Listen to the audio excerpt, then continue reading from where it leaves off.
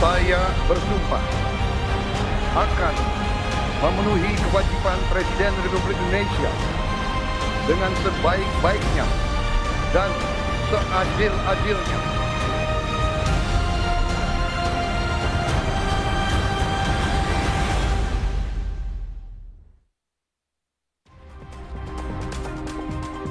Saudara, Litbang Kompas merilis 100 hari pemerintahan Prabowo Gibran. Survei Litbang hari ini adalah tentang tingkat kepuasan para pemilih parpol terhadap kinerja pemerintahan Prabowo Gibran. Survei Litbang Kompas dilakukan dengan 1.000 responden yang dipilih secara acak dan tersebar di 38 provinsi. Survei ini dilakukan melalui wawancara secara tatap muka yang diselenggarakan pada tanggal 4 hingga 10 Januari 2025. Tingkat kepercayaan survei ini adalah 95% dengan margin of error plus minus 3,1%. Dalam kondisi penarikan sampel acak sederhana. Survei Litbang Kompas ini sepenuhnya dibiayai oleh Harian Kompas. Nah, untuk membahasnya lebih jauh kita akan berbincang langsung dengan Direktur Eksekutif Carta Politika Indonesia, ada Yunarto Wijaya. Selamat siang Mas Toto. Selamat siang Bella. Mas Toto, ini kalau kita lihat tingkat kepuasan hari ini terhadap pemerintahan Prabowo Gibran menunjukkan potret yang kritis dari PDI Perjuangan dan juga PKS. Apa yang bisa Anda baca dari hasil survei hari ini? Ya, saya pikir penjelasannya ada dua ya. Yang pertama tentu saja yang paling mudah adalah bagaimana kemudian memang keterkaitan antara positioning politik dari dua partai itu. Kita tahu PDI Perjuangan diasumsikan masih beroposisi, berseberangan. PKS pun walau katakanlah sekarang ada dalam posisi partai penyimbang alias setengah-setengah, tetapi kalau kita lihat dari perjalanan masa kampanye sampai kemudian karakteristik dari pemilihnya cenderung adalah pemilih kritis yang memang juga masih dianggap berseberangan dengan basis massa pemilih Prabowo Gibran. Jadi faktor pertama yang menjelaskan kenapa basis massa PDI atau pemilih PDI dengan PKS itu paling tidak puas, paling besar ketidakpuasannya terhadap pemerintahan Prabowo Gibran dalam survei ini disebabkan karena memang positioning politik yang berbeda. Yang kedua memang ada fenomena menarik, Bella. Kalau kita lihat kenapa sih kepuasan publik terhadap pemerintahan Prabowo Gibran bisa dikatakan tinggi, 80,9% untuk 100 hari pertama. Kalau kita bedah, memang ada momen yang menurut saya mendukung bersamaan dengan saat survei dilakukan, yaitu terkait dengan misalnya penurunan angka kemiskinan yang kalau kita lihat dalam beberapa bulan sebelumnya ada penurunan angka kemiskinan besar 1,16 juta dalam 6 bulan atau sekitar 0,5% lebih, dan kemudian ditambah tingkat inflasi terendah sepanjang sejarah. Dan kita tahu survei kepuasan publik itu biasanya paling berkorelasi linear dengan inflasi. Kalau inflasinya rendah, kepuasan publiknya akan tinggi. Nah, artinya, tapi kalau kita berbicara mengenai inflasi, itu adalah variabel yang paling berkaitan dengan segmen pemilih kelas bawah.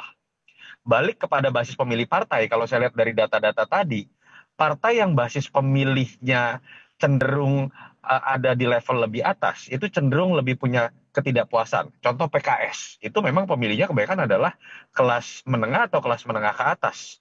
Dan juga menarik misalnya membandingkan pemilih Gerindra, angka ketidakpuasannya lebih tinggi dibandingkan dengan pemilihnya Golkar dan pemilihnya PAN, yang cenderung memang pemilih kelas bawahnya lebih banyak. Jadi dua variabel itu, pertama positioning politik dari partai tersebut, semakin berseberangan semakin banyak tidak puasnya.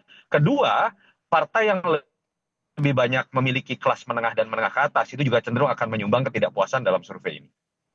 Mas Toto, kan kalau kita lihat kalau tadi resistensinya memang dari partai yang memang belum masuk ke pemerintah. Nah, ini kalau kita lihat juga respon puas paling banyak itu justru malah dari PAN bukan dari Gerindra. Ya. Apakah memang hasil tadi yang Mas Toto bilang ada inflasi juga bahwa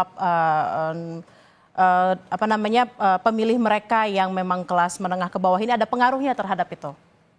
Ya ada, memang ini hipotesa ya, tapi memang kalau kita tanya brand image PAN dulu sebetulnya kalau kita bicara pendirian PAN, dulu itu PAN itu terkenal sebagai partai yang dipilih oleh kelas-kelas menengah intelektual pada masa Amin Rais, karena memang PAN lahir dari gerakan reformasi. Tapi dalam perjalanannya, memang kalau kita baca dalam exit poll, survei-survei, kecenderungan pemilih PAN ini mulai bertransformasi dari pemilih yang berbasiskan intelektual, kritis, belakangan ini banyak kepada pemilih-pemilih di bawah.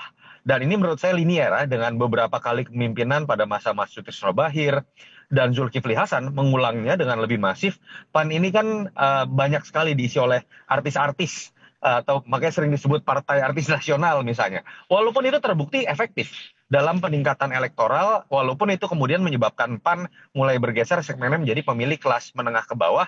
Dan menurut saya itu berkorelasi linier dengan adanya kepuasan publik yang memang disebabkan terutama oleh faktor perut yang memang sensitif terhadap kelas menengah ke bawah. Let's say kita bilang kalau misal dalam beberapa bulan ke depan, kemudian PDI dan juga PKS memutuskan untuk bergabung ke pemerintah. Apakah memang survei kepuasan mereka akan berubah? Apakah mereka akan ikut puas atau seperti apa, Mas Toto melihatnya? Akan ada efek kepada pemilih-pemilih misalnya PDI dan PKS yang memang kecenderungannya adalah pemilih yang dependen atau pemilih yang memang dipengaruhi oleh keputusan para elitnya dalam mengambil positioning politik.